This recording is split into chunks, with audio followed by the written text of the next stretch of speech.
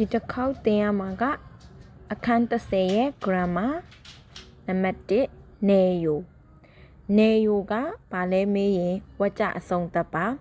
နေယူကဘာနဲ့ပေါင်းတာလဲ verb adjective noun အားလုံးနဲ့တွဲလို့ရပါတယ်ဒီမှာတော့သူက verb နဲ့ adjective အတွက်ပဲပြောပါလိမ့်မယ်တကယ်တမ်းကတော့နေယူဒီ verb ကို adjective ကို noun ရောနဲ့တွဲလို့ရပါတယ် verb adjective တွေနဲ့ဆိုရင်တော့နေယူပဲပေါင်းပြီးတော့ noun ဆိုရင်တော့ e နေယူနဲ့တွဲပါတယ်အသက်ပိုင်း e နေယူအသက်မပိုင်းနေယူဒီလိုသုံးပါတယ်ဟုတ်ပြီနေယူကိုဘာလို့ပေါင်းရမှာလဲနေယူဘာလို့သုံးမှာလဲနေယူဒီဝကြအဆုံးသတ်တစ်ခုဖြစ်တယ်ဒါပေမဲ့ဘလို့ဝကြကိုအဆုံးသတ်ပေးရလဲလို့မေးရင်အာမေဒိတ်ဝကြပြောရမယ်ဆိုရင်တော့စိတ်ခံစားချက်တွေကိုဖော်ပြတဲ့နေရာမှာနေယူသုံးပြီးတော့ဝကြကိုအဆုံးသတ်ရပါတယ်အာယိုအောယိုကဗမ်နီတာစမ်နီတာကဒီတိုင်းရိုးရိုးဝကြအဆုံးသတ်တစ်ခုသာဖြစ်ပြီးတော့စိတ်ခံစားချက်မပါဘူးစိတ်ခံစားချက်ပါတယ်ဆိုတာကိုဖော်ပြခြင်းနဲ့ဆိုရင်တော့နေယူနဲ့အဆုံးသတ်ရတယ်ဟုတ်ပြီနော်အဲ့တော့ဒီမှာအရင်ဆုံးသူ့ရဲ့ရှင်းချက်တွေကိုအရင်ဖတ်ကြည့်ပါမယ်နေယူကတော့동사 verb တွေ형용사 adjective တွေနဲ့붙어ကပ်ပြီးတော့새롭게အသစ်အနေနဲ့안ဆိုတာတည်ခဲ့ရတဲ့사실အကြောင်းအရာ또는ထပ်ပြောရမယ်ဆိုရင်지금 느끼거나အခုခံစားနေရတာပဲဖြစ်ဖြစ်눈에 보이는 것에 대해서မျက်လုံးထဲမှာမြင်နေရတဲ့အရာနဲ့ပတ်သက်ပြီးတော့မှ가볍게 뻐뻐빠빠 감탄하거나 감탄하다ဆိုတာကစိတ်ခံစားတာပေါ့နော်စိတ်ခံစားချက်ဖြစ်တာပဲဖြစ်ဖြစ်노람လန့်သွားခြင်းတွေကိုနာထနန္တာဖော်ပြပေးပါတယ်ဟုတ်ပြီပြန်ကြည့်မယ်နောက်တစ်ခါ동사 형용사 verb adjective နဲ့တွဲမယ်ဘယ်အချိန်မှာတွဲမှာလဲ새롭게 안 사실အသစ်သိလိုက်ရတဲ့အကြောင်းအရာဒါမှမဟုတ်ရင်지금 느끼거나အခုခံစားနေရတာပဲဖြစ်ဖြစ်눈에 보이는မျက်လုံးထဲမှာမြင်နေရတဲ့အရာတွေနဲ့ပတ်သက်ပြီးတော့မှပေါ့ပါစိတ်ခံစားချက်ဖြစ်သွားတာဒါမှမဟုတ်ရင်လန့်သွားတာကိုဖော်ပြတဲ့နေရာမှာနေယိုကိုသုံးရမယ်ဟုတ်ပြီနော်နေယိုဒီစိတ်ခံစားချက်ကိုဖော်ပြတဲ့အာမေဒိတ်တွေကိုဖော်ပြတဲ့ဝကြအဆုံးသက်တစ်ခုဖြစ်ပါတယ်နေယို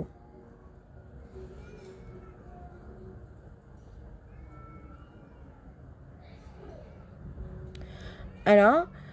အောက်ကဝကြလေးတို့ကြည့်အောင်ပါသူ့ကိုဘလို့ဘာသာပြန်မလဲမေးရင်ဘလို့မှဘာသာပြန်လို့တခုတည်းပြောလို့မရပါဘူးမြန်မာမှာသုံးတဲ့ခန်းစားချက်ကိုဖော်ပြတဲ့စကားလုံးအားလုံးနဲ့သူက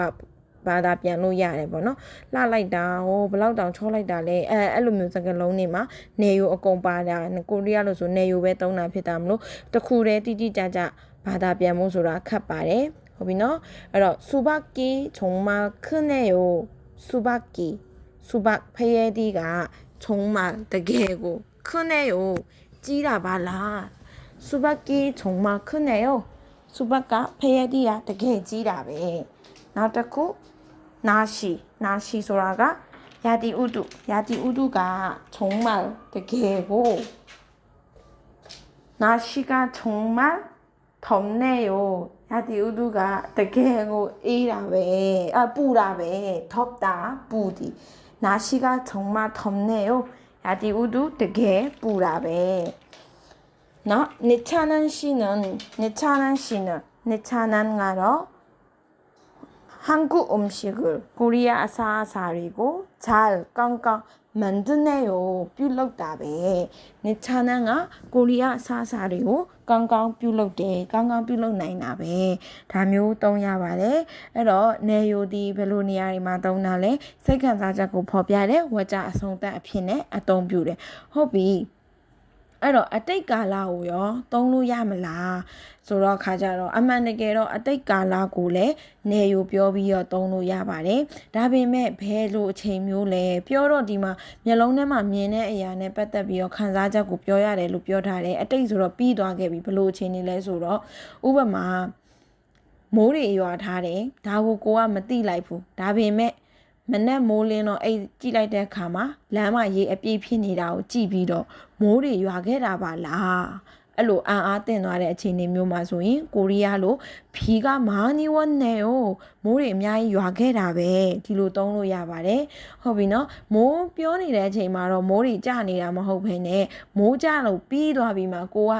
သိရပြီအံ့ဩရတဲ့အခြေအနေဆိုရင်အတိတ်ကာလနဲ့သုံးလို့ရပါတယ်အနာဂတ်နဲ့တော့သုံးလို့မရပါဘူးဟုတ်ပြီနော်အဲ့တော့နေယိုဒီလိုပုံစံနေသုံးပါတယ်နောက်တစ်ခုနေယိုမှာသူကခွညိုနုံခွညိုဆိုတာလည်းရှိပါသေးတယ်နေယိုနဲ့ဝါကြတူတယ်ပေါ့နော်တကယ်လို့များတွေ့လာခဲ့ရင်မေးစရာဖြစ်လာမှာဆိုလို့ဒီမှာမပါပေမဲ့လည်းတခါတည်းရှင်းလိုက်တာပါခွညိုနုံခွညိုခွညိုက adjective နဲ့တွဲမယ်နုံခွညိုကverb နဲ့တွဲမယ်နေယိုနဲ့အဓိပ္ပာယ်တူလားလို့မေးရင်နေယိုနဲ့အဓိပ္ပာယ်တူပါတယ်ဒါပေမဲ့ပုံမှန်နေ့စဉ်စကားပြောတွေမှာနေယိုပဲအသုံးပြုပြီးတော့ဂွညိုကကြတော့နည်းနည်းလေးနဲ့တဲ့သဘောရှိတယ်နောက်ပြီးရင်ယဉ်ကျေးတဲ့ပုံစံတွေတက်ရောက်တာမလို့လူကြီးကနေလူငယ်ကိုလူကြီးတွေကိုပြောတဲ့အခါမှာသုံးတယ်ပေါ့နော်အဲ့လိုပုံစံမျိုးသုံးတာပါအဲ့တော့ဂွညိုနုံဂွညိုကကြတော့သူကစကားပြောရတာတောင့်တဲ့သဘောရှိတာမလို့ပုံမှန်ဆိုရင်နေယိုကပိုနုညံ့တယ်လို့သုံးပါတယ်အဲကြောင့်မလို့နေယိုကိုပဲပိုသုံးရတယ်တကယ်လို့များတွေ့လာခဲ့ရင်မသိမှာဆိုလို့သင်ပေးတာပါဟုတ်ပြီနော်အဲ့တော့အကျဉ်းပြန်ချုပ်မယ်ဆိုရင်နေယိုဒီ verb adjective noun နဲ့တွဲမယ်စိတ်ခံစားချက်ကိုဖော်ပြပေးတယ်ဝကြအဆုံးသတ်တစ်ခုဖြစ်တယ်အတိတ်မှာဖြစ်ခဲ့တဲ့အခြေအနေကိုအခုလက်ရှိမှာမြင်ရလိုက်လို့အံ့ဩသွားတယ်ဆိုရင်လည်းအတိတ်နဲ့တွဲပြီးတော့သုံးလို့ရမယ်ဒါပါပဲနေယိုအကြောင်းကအဲ့တော့နေယိုကိုရသွားပြီနေယိုကဆိုရအဆင်ပြေသွားပြီဆိုရင်တော့အောက်မှာလေ့ကျင့်ခန်းရှိပါမယ်လေ့ကျင့်ခန်းလေးတစ်ချက်ကြည့်ပါသူက알맞은 것을 골라မှန်ကန်တဲ့အရာကိုရွေးချယ်ပြီးတော့မှ대화를 완성하세요 대화ကိုပြုလုပ်ပေးပါအဲ့တော့ပေးထားတဲ့ meaning တွေရှိမယ်춥다 에디 예쁘다 라디 어렵다 카케디 비싸다 세지디ဒါတွေကိုနေယိုပေါင်းပြီးတော့မှဝကြလုပ်ပေးရမယ်ပေါ့အဲ့တော့영어 공부가 어때요? 영어 잉글리사 공부가 레라진가 어때요? 별로래 조금 내내 발로말래 라라라 이말라 세지말라 카케말라 에러 카케마 어렵다 아서로 어렵네요 카케라이다 뒤로 비안 피해봐매 나만네 날씨가 어때요? 야디우두가 별로래 오늘 정말 디니 되게요 바핌래အေးပါပေါ့춥다 춥네요အေးလိုက်တာနော်ဒီနေ့တကယ်ကိုအေးတာပဲနောက်이 수박은 디 수박ဖရဲဒီကတော့10만 원 3만 원이에요 3만 원 3,000ဖြစ်ပါတယ်네လို့ပြောပြီးဘယ်လိုပြောမလဲ비싸네요ဈေးကြီးလိုက်တာဟုတ်ပြီနော်ဒီနေရာမှာသူကပထမလူကပြောလိုက်တယ်စူဘတ်ကီ3万원이에요 1,300ဖြစ်ပါ1,300ဖြစ်ပါတယ်3,000ဆိုတော့ဟဲ့3,000လားဆိုပြီးတော့နေရာမှာတော့နေကိုသုံးလို့မရပါဘူးပြောပြီးသားအခြေအနေပြောပြီးသားစကားကိုပြန်ပြောတဲ့နေရာမျိုးမှာပြန်တစ်ဖက်လူကပြောပြီးသားကိုတိလိုက်ပြီးတော့မှကိုကပြန်ပြီးတော့အံ့အားတဲ့တင်းတဲ့ပုံစံနဲ့ပြောမယ်ဆိုရင်နေယူသုံးလို့မရပါဘူးเนาะနေယူဒီကိုယ့်ရဲ့စိတ်ခံစားချက်အစစ်မှန်မှန်ဖြစ်ရမယ်။ तू က3,000လို့ပြောလိုက်တဲ့အခါမှာကိုခံစားရတာဟဲ့ဈေးကြီးလိုက်တာအဲ့လိုအချိန်နေမှာပဲနေယူသုံးရပါမယ်။အဲ့တော့ဒီနာမှာဆိုရင်နေဘီဆာနေ哟ဈေးကြီးလိုက်တာဒီလိုဖြစ်ရပါမယ်အဲ့တော့ပြီးတော့နဲရဲ့အပုံစံမှာနဲက question mark လေးနဲ့ပါတာဆိုတော့နဲဟုတ်ကဲ့ဆိုတဲ့အတိတ်ပဲလိုမျိုးဝကြအတန်ကိုချပြီးပြောမှာမဟုတ်ဘဲနဲ့အန်အော်တဲ့ပုံစံဆိုနဲအဲ့လိုအတန်လေးမြင့်ပြောရမယ်နော်နဲဘီဆာနေ哟နောက်တစ်ခု이 사람이 우리 언니예요. 이 사람이 디루가 우리 언니예요. 나의 언니 엄마봐. 나로 엄마봐. 아주 언니가 예쁘네요. 엄마가 라라이다. 다음에 피하면 어비너. 에러 라탈라가 빈 뼈뼈바매. 아니는 아우가 대화 로야매 보너. 디마소인 커피ပေးထားတယ် 뜨겁다 ပေးထားတယ် 메고 메베야매 커피가 어때요? 커피야 별로래. 커피가 두껍네요. 커피가 불လိုက်တာနော်ဟုတ်ပြီနော်အဲ့တော့ဒီနေရာမှာဆိုရင်နော်တစ်က တာကီပေးထားတယ်မရှိတာပေးထားတယ်စတော်ဘယ်ရီကဘယ်လိုလဲအဲ့ဒါဆိုရင်ဘယ်လိုပြောမလဲတာကီကအတဲယောရတာရှိတာပဲဒါဆိုရင်တာကီကမရှိနေယောဒါမျိုးပြန်ပြောရပါမယ်နော်အဲ့တော့နှစ်3ကတော့ကိုဘတက်ကိုအရင်လောက်ကြည့်ပါ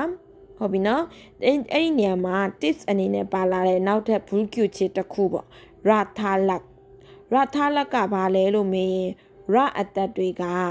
နာဘစပြီးတွေနဲ့တွေ့ရင်ပြတ်သွားတာကိုဆိုလိုတာပါဒါကိုရထားလက်ရဖြုတ်ခြင်းလို့ဆိုလိုပါတယ်ရအသက်တွေကဘာနဲ့တွေ့ရင်ပြောင်းမှာလဲနာဘစပြီးနဲ့တွေ့ရင်ပြောင်းမယ်အဲ့တော့ရအသက်တိုင်းလားလို့မင်းဟုတ်ပါတယ်ရအသက်တိုင်းမှာ verb နဲ့သုံးတဲ့